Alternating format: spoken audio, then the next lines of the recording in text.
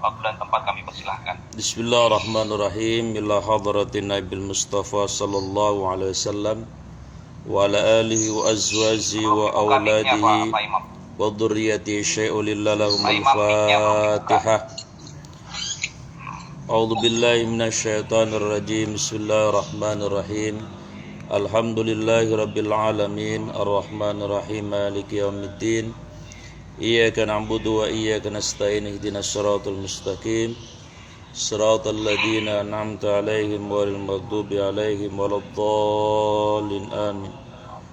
Tsumma ila ikhwanihi minal anbiya'i wal mursalin wal awliya'i was suhada'i was salihin was sahabati wat tabi'in wal ulama'il 'amilin wal jamil malaikatil muqarrabin khususan aba'ana wa ummatina wa ajdadana wa jaddatina wa masyayikhina wa liman istama'na huna bisababi syai'ulillah lahumul Fatihah.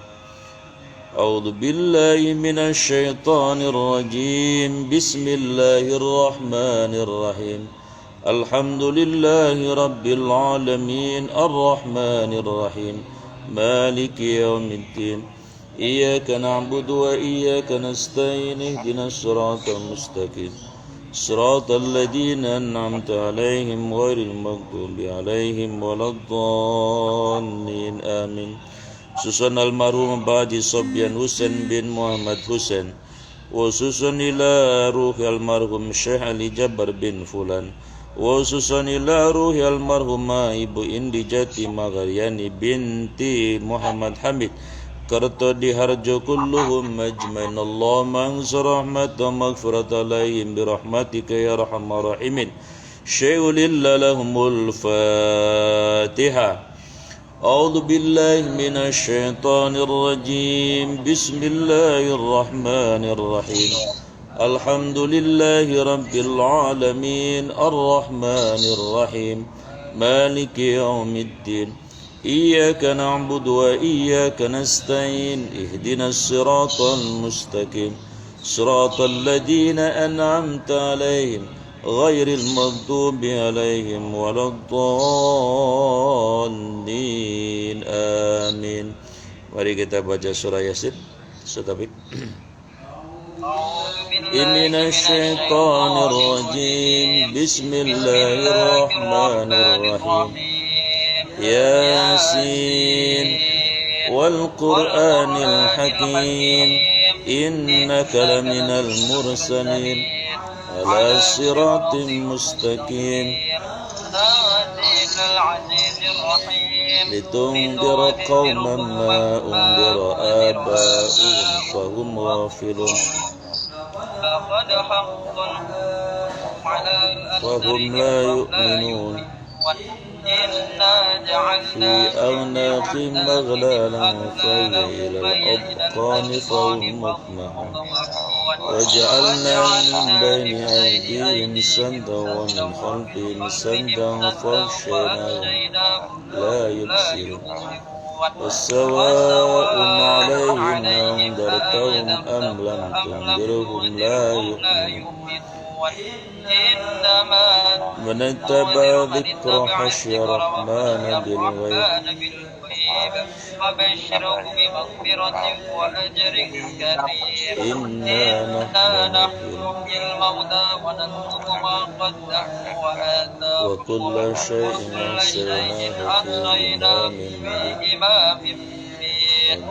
واضرب لهم مثلا أصحاب القرية إذ جاءهم المرسلون إذ أرسلنا إليهم اثنين فكذبوا فعززنا بثالث وقالوا إنا إليكم مرسلون قالوا ما أنتم إلا بشر مثلنا وما أنزل الرحمن من شيء إن أنتم إلا تكذبون.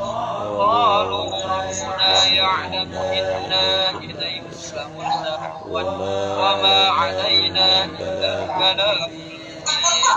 قالوا إنا تطيرنا بكم لئن لم تنتهوا لنرجمنكم وليمسنكم منا عذاب أليم قالوا قالوا طائركم معكم فإن ذكرتم بل أنتم قوم مسرفون وجاء بالأقصى الذين برشد يسعى قال يا قوم اتبعوا المرسلين اتبعوا من لا يسألكم أجرا وما لي لا أعبد الذي فطرني وإليه ترجعون أتخذ من دونه آلهة يردني الرحمن بضر لا تغني عني شفاعتهم ولا ينقذون إني إذا لفي ضلال مبين إني آمنت بربكم قيل ادخل الجنة قال يا ليت قومي يعلمون ما غفر لي ربي وجعلني من المكرمين وما أنزلنا على قومه من بعده من جند من السماء وما كنا منزلين إن كانت إلا صيحة واحدة فإذا هم يا حسرة على العباد حسرة على العباد ما يأتيهم من رسول إلا كانوا به يستهزئون ألم يروا كم أهلكنا قبلهم من القرون أنهم إليهم لا يرجعون وإن كل لما جميع لدينا وآية لهم الأرض الميتة أحييناها وأخرجنا منها حبا فمنه يأكلون وجعلنا فيها جنات من نخيل وأعناب وفجرنا فيها من العيون ليأكلوا من ثمره وما عملته أيديهم أفلا يشكرون سبحان الذي خلق الأزواج كلها مما تنبت الأرض ومن أنفسهم ومما لا يعلمون وآية لهم الليل نسلخ منه النهار فإذا هم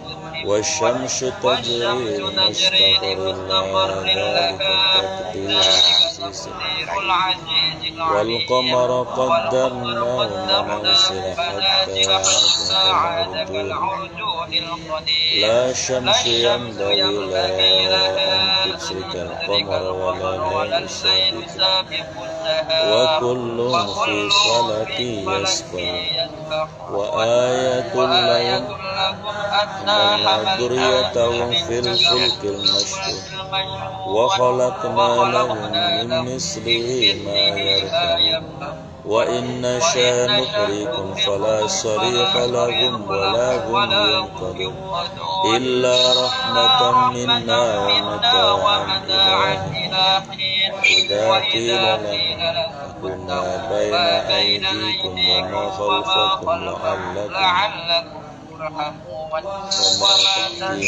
تأتي من آية ربهم إلا كانوا عنها معرضين وإذا قيل لهم مما رزقكم الله قال الذين كفروا للذين آمنوا أنعموا من لو يشاء الله إن أنتم إلا في ضلال مبين ويقولون متى هذا الوعد إن كنتم صادقين ما ينظرون إلا صيحة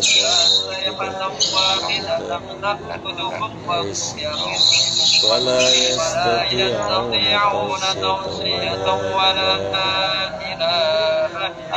ونفخوا في الصور فإذا هم من الأجداث إلى ربهم ينسلون قالوا يا ويلنا من مرقدنا هذا ما وعد الرحمن وصدق المرسل إن كانت إلا صيحة واحدة فإذا هم خامدون اليوم لا تظلم نفس شيئا ولا تجزون إلا ما كنتم تعملون إن أصحاب الجنة اليوم في سبل فاكهون هم وأزواجهم في ظلال على الأرائك متكئون لهم فيها فاكهة ولهم ما يدعون سلام قولا من رب رحيم وامتازوا اليوم أيها المجرمون ألم أعهد إليكم يا بني آدم ألا تعبدوا الشيطان إنه لكم عدو مبين وأن اعبدوني هذا صراط مستقيم ولقد أضل منكم جبلا كثيرا أفلم تكونوا تعقلون هذه جهنم التي كنتم توعدون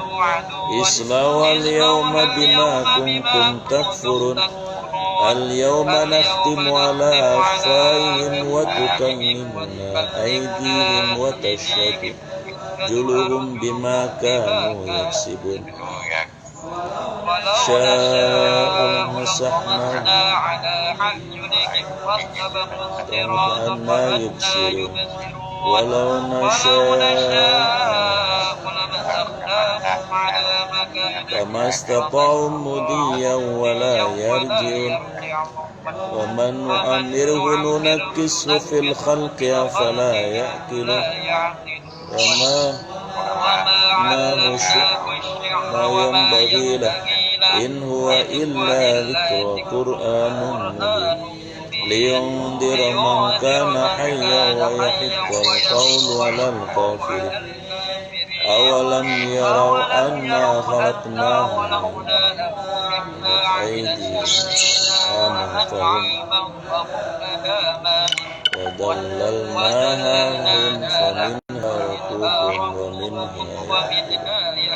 ولهم فيها منافع ومشارب أفلا يشكرون اتخذوا من دون آلهة لعلهم ينصرون لا يستطيعون نصرهم وهم لهم جند محضرون فلا يحزنك قولهم إنا نعلم ما يسرون وما يعلنون أولم يروا الإنسان أنا خلقناه من نطفة فإذا هو خصيم مبين وضرب لنا مثلا ونسي خلقه قال من يحيي العظام وهي رميم قل يحييها الذي أنشاها أول مرة وهو بكل خلق عليم الذي جعل لكم من الشجر الأخضر نارا فإذا أنتم منه توقدون أوليس الذي خلق السماوات والأرض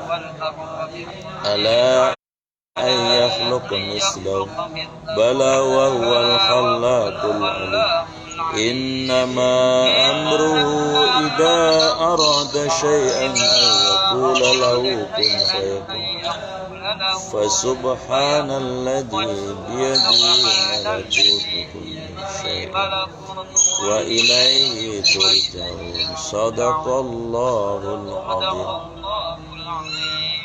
لا إله إلا الله والله أكبر بسم الله الرحمن الرحيم قل هو الله أحد الله الصمد لم يلد ولم يولد ولم يكن له بسم الله الرحمن الرحيم قل هو الله أحد الله الصمد لم يلد ولم يولد ولم يكن له كفوا أحد بسم الله الرحمن الرحيم قل هو الله أحد الله الصمد لم يلد ولم يولد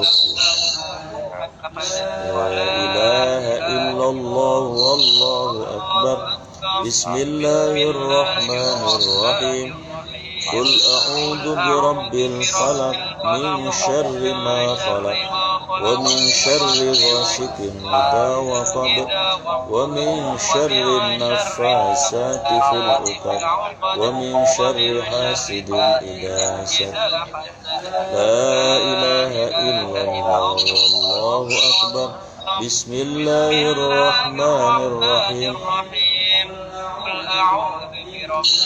مالك الناس إله الناس من شر الوسواس الخناس الذي يوسوس في صدور الناس من الجنة والناس لا إله إلا الله والله أكبر بسم الله الرحمن الرحيم الحمد لله رب العالمين الرحمن الرحيم مالك يوم الدين إياك نعبد وإياك نستعين اهدنا الصراط المستقيم صراط الذين أنعمت عليهم غير المغضوب عليهم ولا الضالين. بسم الله الرحمن الرحيم ألف لام ذلك الكتاب لا ريب فيه هدى للمتقين الذين يؤمنون بالغيب ويقيمون الصلاة ومما رزقناهم ينفقون والذين يؤمنون بما أنزل إليك وما أنزل من قبلك وبالآخرة هم يوقنون أولئك على هدى من ربهم وأولئك هم المفلحون وإلهكم إله واحد لا إله هو الرحمن الله لا إله إلا هو الحي القيوم لا تأخذه سنة ولا نوم له ما في السماوات وما في الأرض من ذا الذي يشفع عنده إلا بإذنه يعلم ما بين أيديهم وما خلفهم ولا يحيطون بشيء من علمه إلا بما شاء وسع كرسيه السماوات والأرض ولا يؤوده حفظهما وهو العلي العظيم أستغفر الله العظيم أستغفر الله العظيم أستغفر الله العظيم لا إله إلا هو الحي القيوم وأتوب إليه فالذكر فاعلم أنه لا إله إلا الله أي موجود لا إله إلا الله حي معبود لا إله إلا الله حي باق محمد رسول الله صلى الله عليه وسلم إله إلا الله لا إله إلا الله لا إله إلا الله لا إله إلا الله إلا الله لا إله إلا الله لا إله إلا الله لا إله إلا الله لا إله إلا الله لا إله إلا الله لا إله إلا الله محمد رسول الله صلى الله عليه وسلم ورحمة الله وبركاته عليكم أهل البيت إنه حميد مجيد إنما يريد الله ليذهب عنكم رجس أهل البيت ويطهركم تطهيرا إن الله وملائكته يصلون على النبي يا أيها الذين آمنوا صلوا عليه وسلموا تسليما أعوذ بالله من الشيطان الرجيم بسم الله الرحمن الرحيم الحمد لله رب العالمين الرحمن الرحيم مالك يوم الدين إياك نعبد وإياك نستعين اهدنا الصراط المستقيم صراط الذين أنعمت عليهم غير المغضوب عليهم ولا الضالين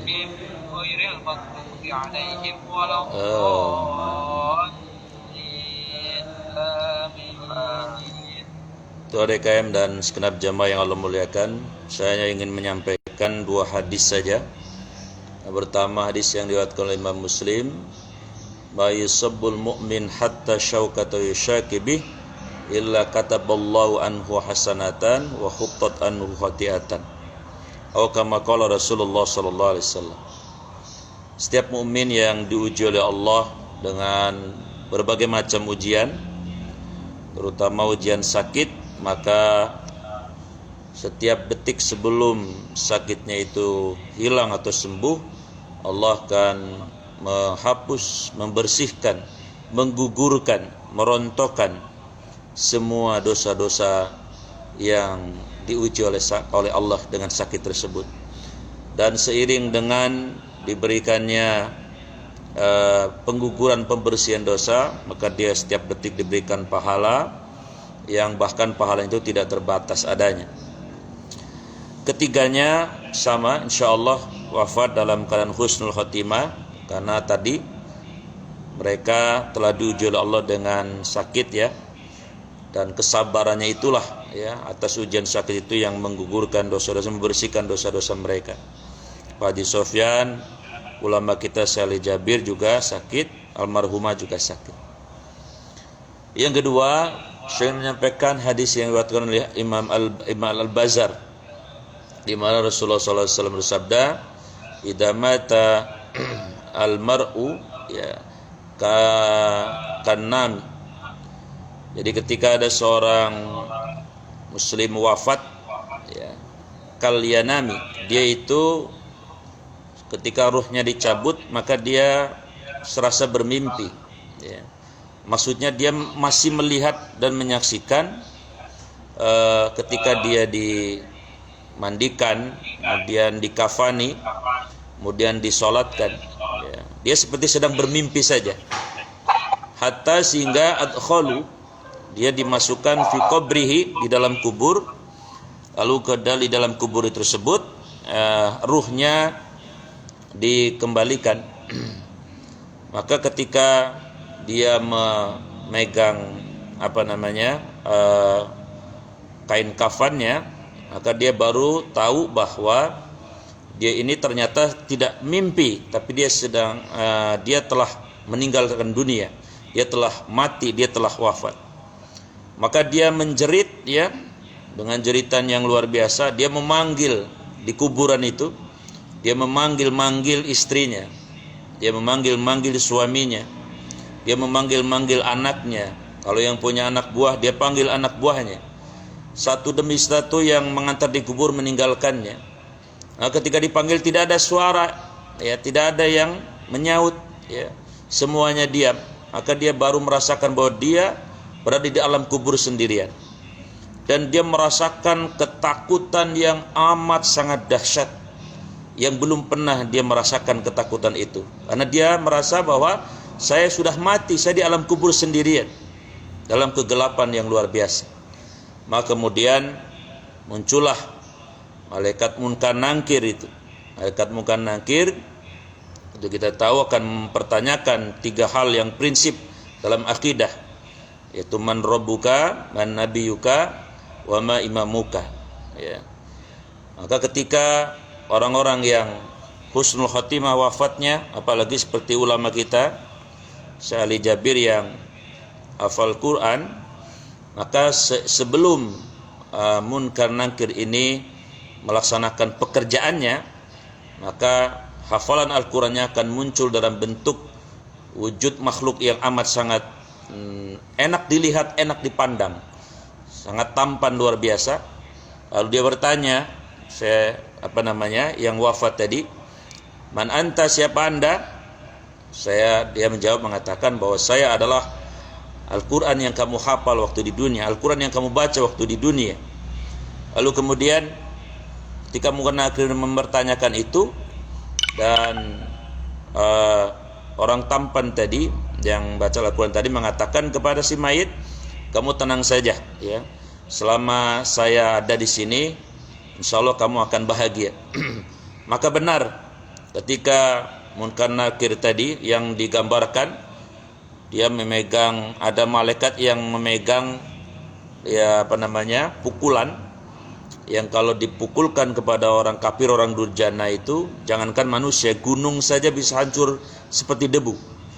Maka ketika Munkar Nakir melaksanakan pekerjaannya, maka tadi makhluk tadi pun ikut mendampinginya. Dan ketika kemudian dia bisa menjawab karena dia husnul khotimah dan ada hafalannya, maka dia tidak disiksa ya. Lalu kemudian dia akan ditemani oleh makhluk yang amat sangat menyenangkan dipandang mata. Lalu kemudian Allah memerintahkan setelah ruhnya dikembalikan untuk dihamparkannya permadani dari surga yang luar biasa indahnya. Lalu kuburnya kemudian diluaskan seluas mata memandang dan dijadikan raudhah min riyadil jannah, atau taman dari taman-taman surga. Jamaah yang saya muliakan, pelajaran yang bisa diambil dari hadis ini adalah bahwa mudah-mudahan kita bagian dari orang-orang tadi yang ketika di alam kubur, maka kita akan kedatangan amal kita, bacaan Quran kita, hafalan Quran kita, sedekah kita, zikir kita, kemudian saum kita, kemudian tahajud kita dan sebagainya, yang akan menemani kita di alam kubur. Bahkan mohon maaf, kalau di dunia amal-amal ini menemani kita sebatas umur kita, tapi amal-amal kebaikan kita akan menemani kita di alam kubur. Bisa jadi kalau kiamatnya masih 1000 tahun, maka dia akan menemani kita di alam kubur selama 1000 tahun. Bahkan akan menemani kita nanti di surga. Dalam arti karena amal-amal itulah kita kemudian dimasukkan Allah ke dalam surga. Maka kita berharap, berdoa dan mohon mudah-mudahan kita semuanya terkategorikan nanti juga menjadi orang-orang yang wafat dalam husnul khotimah. Dan untuk almarhumah Pak Haji Sofyan Husain bin Muhammad Husain, almarhum Syekh Ali Jabir, almarhumah Ibu Idi Jati Maghraini binti Hamid Kartodiharjo pun demikian. Kita doakan mudah-mudahan mereka semua wafat dalam keadaan husnul khotimah, dilapangkan kuburnya, diterima semua amal-amal kebaikannya, dan diampuni semua dosa-dosanya. Al-Fatihah. A'udzubillahi minasyaitonirrajim. Bismillahirrahmanirrahim. Alhamdulillahirabbil alamin arrahmanir rahim maliki yaumiddin. Iyyaka na'budu wa iyyaka nasta'in ihdinas siratal mustaqim siratal ladzina an'amta 'alaihim ghairil maghdubi 'alaihim waladdallin. Bismillahirrahmanirrahim. Alhamdulillahirabbil alamin hamdan na'imin hamdan syakirin hamdan yafi'u ma yukafi mazida. Ya Rabbana lakal hamdu kama yanbaghi lijal karim wa 'azimi sultanik. Allahumma salli ala sayyidina Muhammad wa ala alihi wa sahbihi ajma'in. Susun ya Allah ila almarhum Bapak Haji Sofyan Husain bin Muhammad Husain, khususun ila ruhi almarhum Syekh Ali Jabir bin Fulan, khususun ila ruhi almarhumah Ibu Injati Magharyani binti Haji Hamid Kartodiharjo. Allahumma ighfir lahum warhamhum wa afihim wa afanhum. Allahumma la tahrimna ajrahum wa la taftinna ba'dahum waghfir lana wa lahum wa li ikhwanina alladhina sabaquna bil iman ولا تجعل في قلوبنا غلا للذين آمنوا ربنا إنك رؤوف رحيم. اللهم اجعل قبرهم راضة من رياض الجنان ولا تجعل قبرهم حفرة من حفار النيران. اللهم أنزل رحمة ومغفرة عليهم برحمتك يا أرحم الراحمين. اللهم ارفع درجتهم في الدنيا وفي موتهم وفي قبرهم وفي برزتهم وفي آخرتهم برحمتك يا أرحم الراحمين. ربنا تقبل منا إنك أنت السميع العليم وتب علينا إنك أنت التواب الرحيم. ربنا آتنا في الدنيا حسنة وفي الآخرة حسنة وقنا عذاب النار.